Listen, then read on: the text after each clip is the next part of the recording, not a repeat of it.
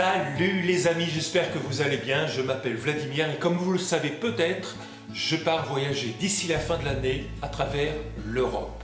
Si vous ne le savez pas, il y a un lien en description ou quelque part à la fin de la vidéo. Maintenant, aujourd'hui, on va parler d'un sujet sensible et hyper important. Comment gagner de l'argent quand on est sur la route. Allez, on y va! Envie de voyager, découvrir, ou rêver? Ça y est, j'ai franchi le pas et j'ai vendu mon fonds de commerce.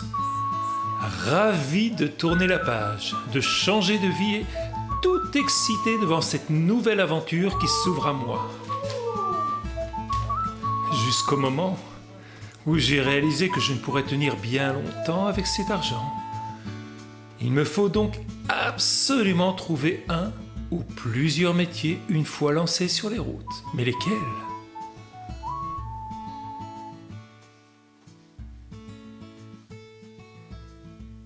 Bon, j'imagine que vous aussi vous êtes posé ces questions et ça vous a calmé toutes vos ardeurs. Vous êtes dit, bon ok les voyages c'est super, mais c'est pas pour moi.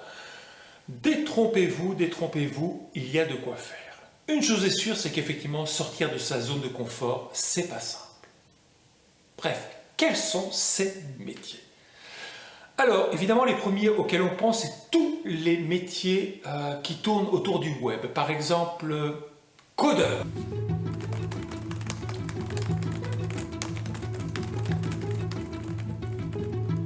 Web designer, graphic designer, là, regardez, oh, vous voyez, ça fait pas mal. De mon côté, j'en ai choisi quelques-uns, on en parle tout à l'heure, et vous allez voir, on est loin de cela. On continue. Il y a aussi tous les métiers que l'on n'ose même pas imaginer, que l'on n'ose même pas oser imaginer. Par exemple, imaginons, d'ailleurs, vous êtes plombier. Oui, vous êtes plombier. Vous lisez beaucoup et secrètement, vous aimez écrire depuis toujours, mais vous n'avez jamais osé sauter le pas. Et au fond de vous, c'est votre passion. Vous écrivez surtout, et vous écrivez surtout partout.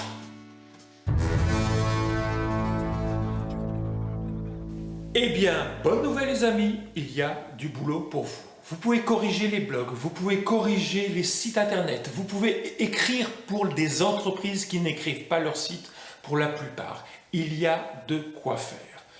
Sinon, il ne faut pas oublier nos propres compétences. Par exemple, vous êtes prof, soyez prof en ligne. Vous êtes coach, soyez coach en ligne. Trader, tradez en ligne. Joueur, jouez en ligne. Même si vous aimez regarder des publicités, sachez que vous pouvez être payé pour regarder des pubs. C'est pas incroyable tout ça?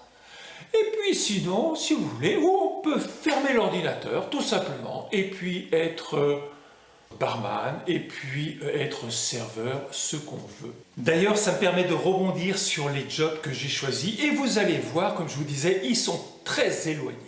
Il y en a un que j'ai fait pendant 13 ans, que j'ai voulu oublier à tout prix et pourtant, quelle stupidité de l'oublier. Je le faisais bien, les gens me payaient beaucoup pour ça. J'étais laveur de vitres.